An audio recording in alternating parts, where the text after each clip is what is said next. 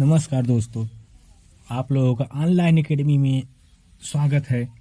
आइए डीएलएड का third semester का पेपर नंबर फर्स्ट पढ़ते हैं। इसका पहला क्लास आज स्टार्ट कर दिया गया है। पहला पेपर हमारा है शैक्षिक मूल्यांकन, क्रियात्मक शोध एवं नवाचार। ये पहला पेपर है। पहले पेपर का पहला लेसन जो हमारा है आप लोगों को पहले बता दिया गया था, फिर भी देखते हैं। पहला लेसन है मापन एवं मूल्यांकन।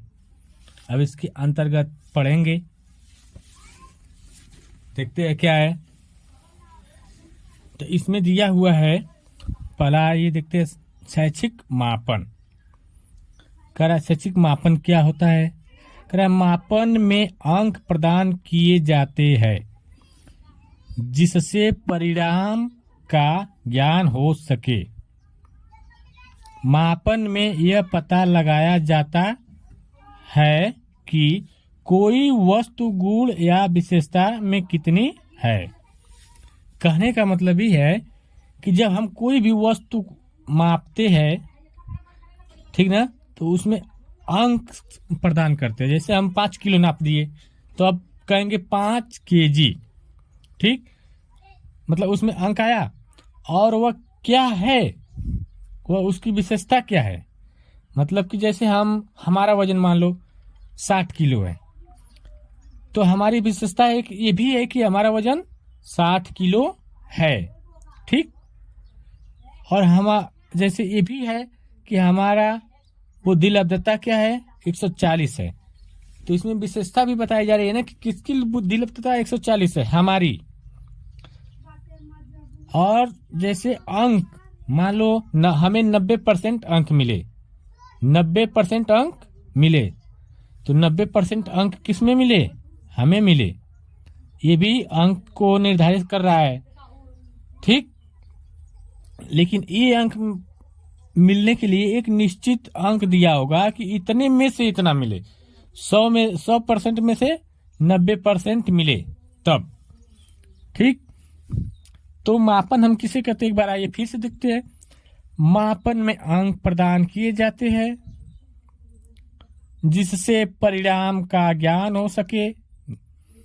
मापन में यह पता लगता है या लगाया जाता है या चलता है कि कोई वस्तु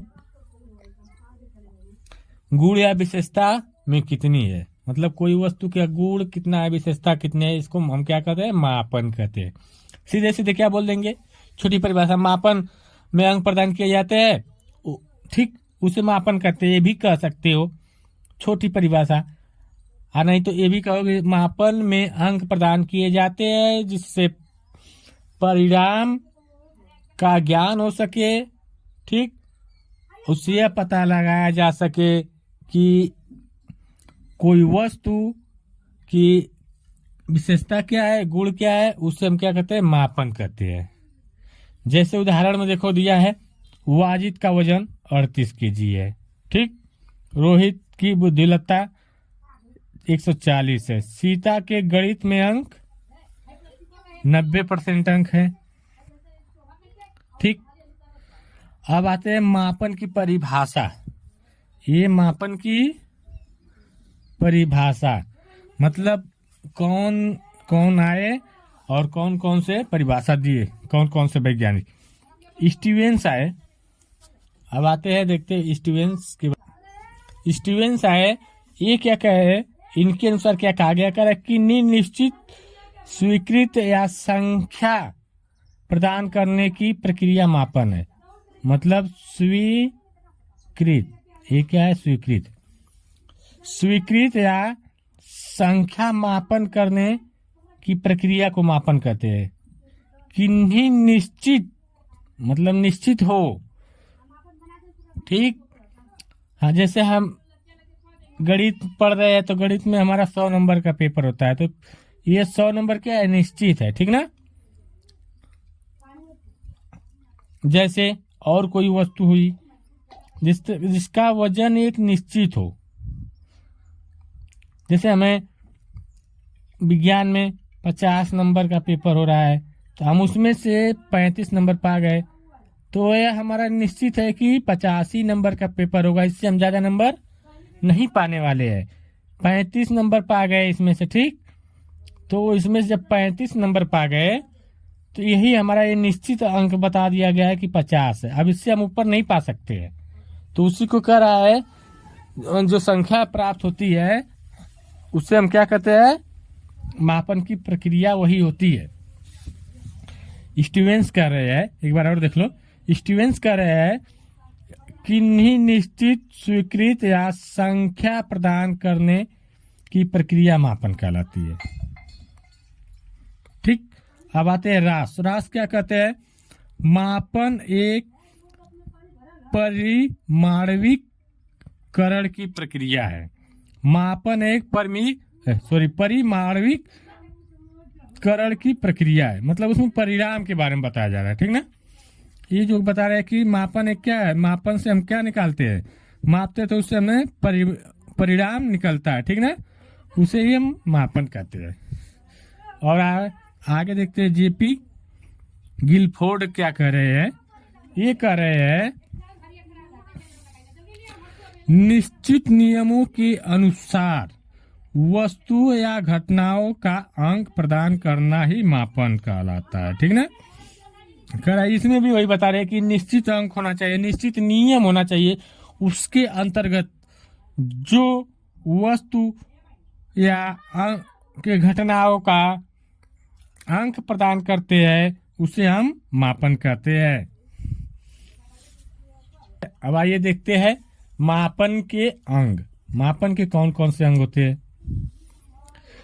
वह वस्तु अथवा प्राणी जिसकी किसी विशेषता का मापन होना है, मतलब कोई वस्तु हो या कोई प्राणी हो, ठीक ना, उसकी विशेषता को नापने की प्रक्रिया एक प्रकार का मापन का अंग है।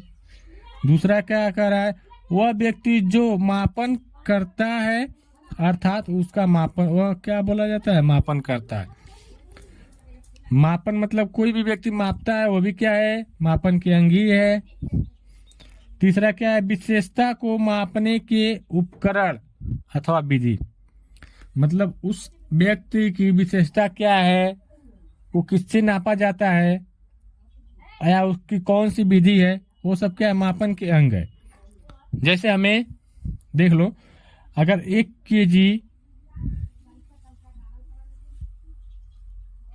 केजी मान लो, कुछ भी मान लेते हैं, दाल, 1 केजी दाल को मापना है तो हमें किसकी आवश्यकता होगी, किसकी आवश्यकता होगी, स्केल की, अर्थात तराजू की,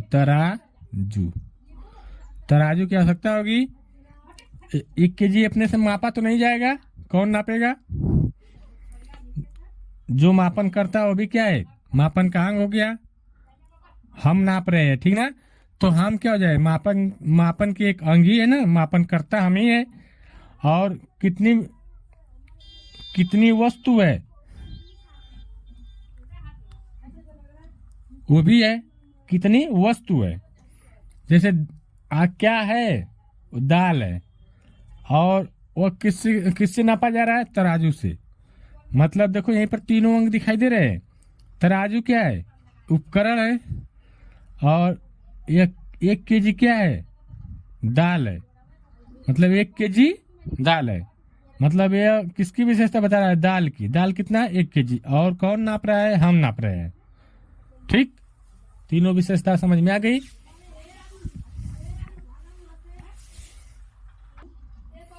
अब आता है शैक्षिक मापन के चर, मतलब ये कौन कौन से चर होते हैं मापन के लिए। एक होता है गुणात्मक चर और दूसरा मात्रात्मक चर। गुणात्मक चर क्या होता है और मात्रात्मक चर क्या होता है, ये जानते हैं। गुणात्मक चर में किसी वस्तु के गुण के बारे में बताया जाता है, ठीक ना, वह उस वस्तु की क्या गुण है, उसमें कौन कौन से गुण है। जैसे हम ही है, हमारे में कौन सा गुण है, ठीक, पढ़ाने का गुण है, लिखाने का गुण है, कि घूमने का गुण है,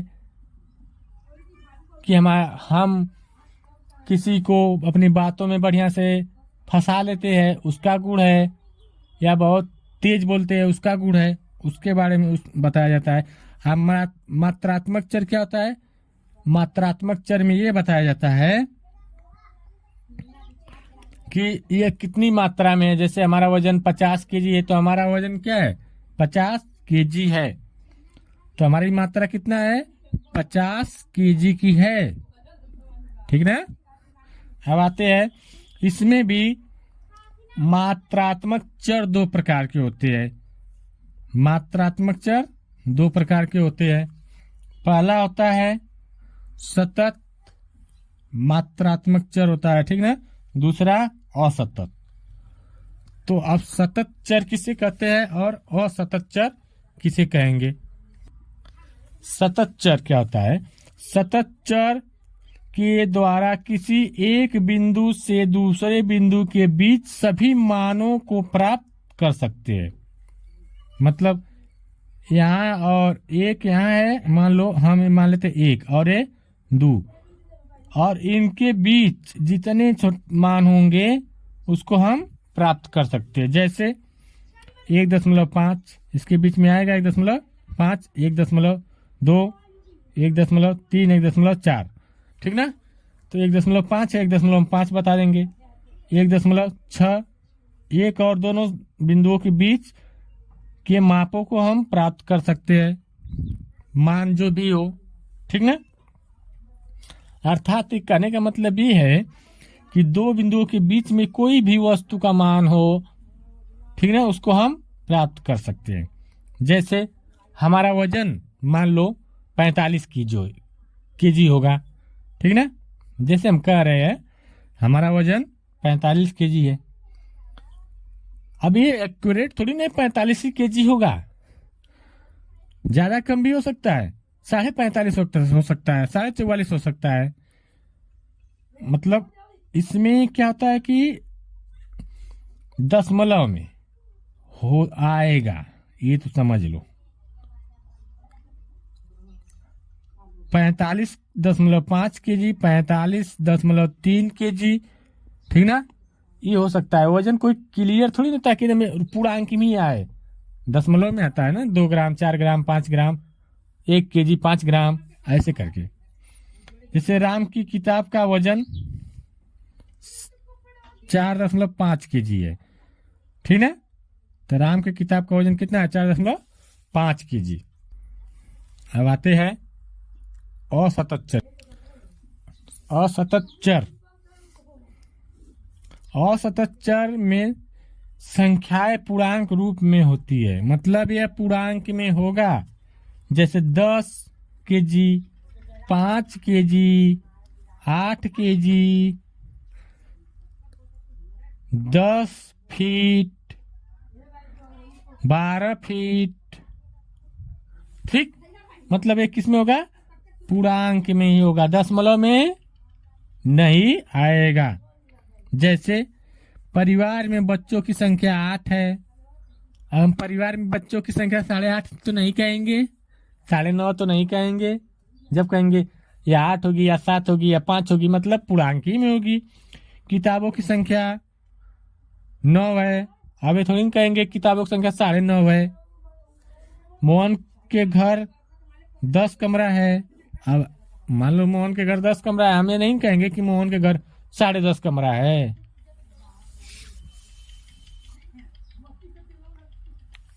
अब आइए मापन संबंधित कुछ प्रश्न, इसको हल करने से पहले एक बार फिर रिपीट कर लेते हैं, ठीक। एक बार फिर रिपीट करते हैं, देखते हैं शैक्षिक मापन क्या होता है।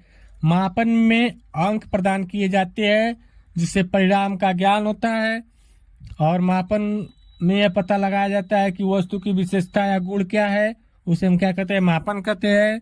जैसे किसी का वजन 50 केजी है, किसी की 90% अंक प्राप्त हुए हैं, ठीक।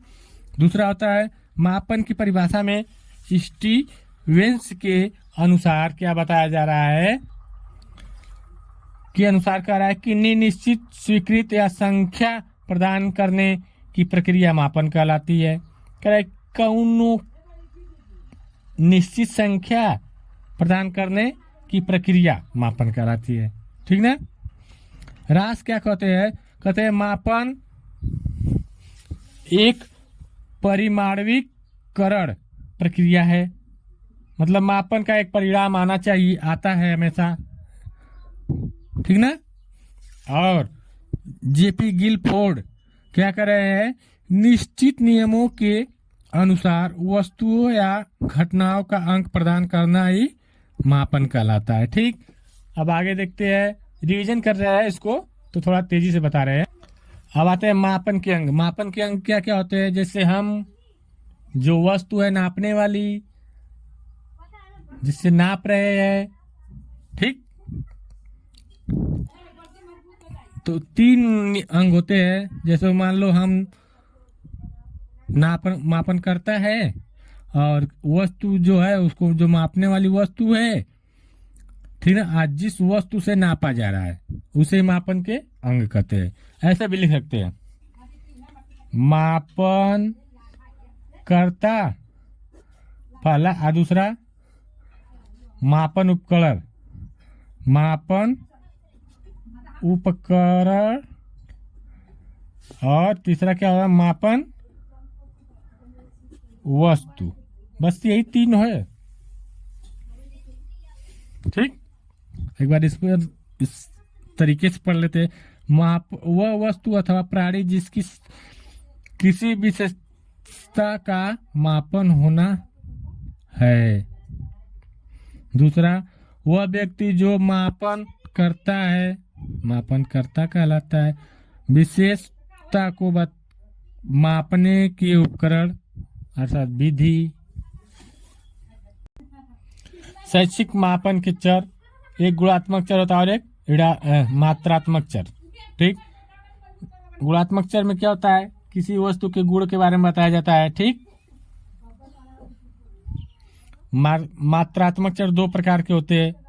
मात्रा के बारे में बताया जाता है, 50 केजी 20 केजी जो भी हो। मात्रात्मक चर 2 प्रकार के होते हैं, एक सतत होता है और एक असतत। अब सतत चर क्या होता है इसको देखते हैं। सतत चर के द्वारा किसी एक बिंदु से दूसरे बिंदु के बीच सभी मानों को प्राप्त कर सकते हैं। जैसे 1 और 2 के बीच 1.5, 2.5, 1.7, ऐसे ऐसे। ठीक ना। तो मतलब कहने मतलब पूर्णांक में नहीं आता है, ये दशमलव में ही मान आते हैं। ठीक ना। जैसे रोहन 45.5 केजी का है। ठीक। राम की किताब का वजन 4.5 केजी है। अब आते हैं असतत। असतत बहुत आसान है। असतत चर क्या होता है? असतत चर में संख्याएं पूर्णांक रूप में हो सकती है। ठीक ना। कोई भी संख्या क्या होगी? पूर्णांक में होगी। चाहे 20 केजी हो, चाहे मतलब हमारा वजन, किसी चीज का वजन 10 केजी है, हम दाल लाने गए तो बोल देंगे 5 केजी लेकर आना है, 5.5 केजी नहीं हम कहेंगे। अगर 5.5 का दिए तो किस में चला जाएगा? वो सतत में आ जाएगा। ठीक ना। असतत में पूर्णांक होना चाहिए, 2, 4, 6 जो भी हो।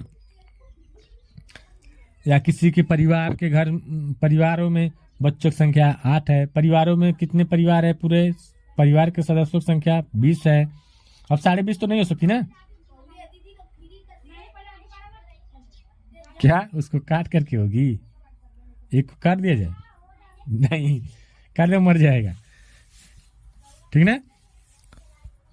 परिवार में कोई प्राणी है 20 है। ठीक ना। अब मापन संबंधित कुछ प्रश्न पूछ रहे हैं। कह रहे हैं, पहला प्रश्न है, राम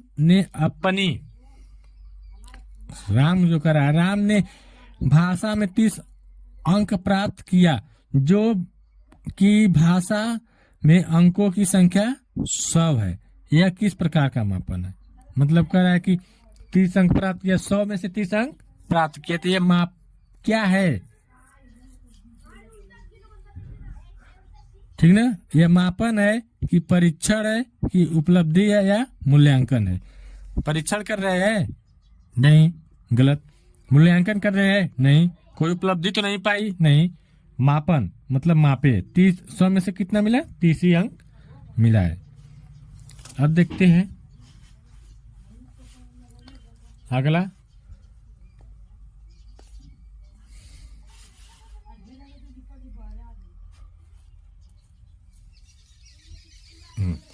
अब देखते हैं, करा है मापन के चरों की संख्या होती है। मापन के चरों की संख्या होती है 1, 2, 4, इनमें से कोई नहीं। हम अभी इसके पहले ही पढ़ा है, मापन के कितने चर होते हैं, 2 होते हैं ना। 2 चर होते हैं, एक गुणात्मक और एक मात्रात्मक। तो इसमें एक नहीं होगा, गलत। 2 है सीधे। मात्रात्मक चर कितने प्रकार के होते हैं, 1, 2, 3, 4। मात्रात्मक चर कितने प्रकार के होते हैं, 2 प्रकार के होते हैं। कैसे, सतत और असतत।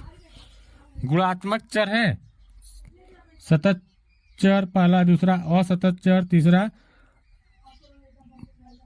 दोनों, पहला और दूसरा दोनों, या चौथा क्या है, इनमें से कोई नहीं। तो गुणात्मक चर का प्रकार एक ही है। सतत असतत तो है मात्रात्मक का, तो इसलिए दोनों नहीं होगा, नहीं होगा, नहीं होगा, इनमें से कोई नहीं, आंसर सही होगा। मात्रात्मक चर होते हैं, पहला सतत चर, दूसरा असतत चर, तीसरा ये व 2 दोनों, चौथा इनमें से कोई नहीं।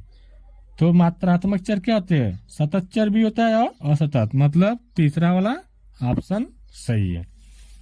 तो इसी साथ ये वीडियो अब यहीं पर, आज का क्लास यहीं पर समाप्त होगा। आप लोग चैनल को लाइक शेयर सब्सक्राइब करें और इसी तरह प्यार दुलार देते रहे। आप लोग ये ऐसा प्यार दुलार देता कि हम भी बहुत आप लोगों के बीच में अच्छे अच्छे क्लासेस बढ़िया और तरीके से मोटिवेशनल मिले। लाइक शेयर सब्सक्राइब करिए ताकि मोटिवेशनल मिले, एनर्जी मिलती है वही लाइक शेयर से, और उसी से हम पढ़ाने का प्रयास करते हैं, अच्छे से अच्छे पढ़ाए। ऑनलाइन एकेडमी पर अपने दोस्तों में शेयर सब्सक्राइब जरूर करें।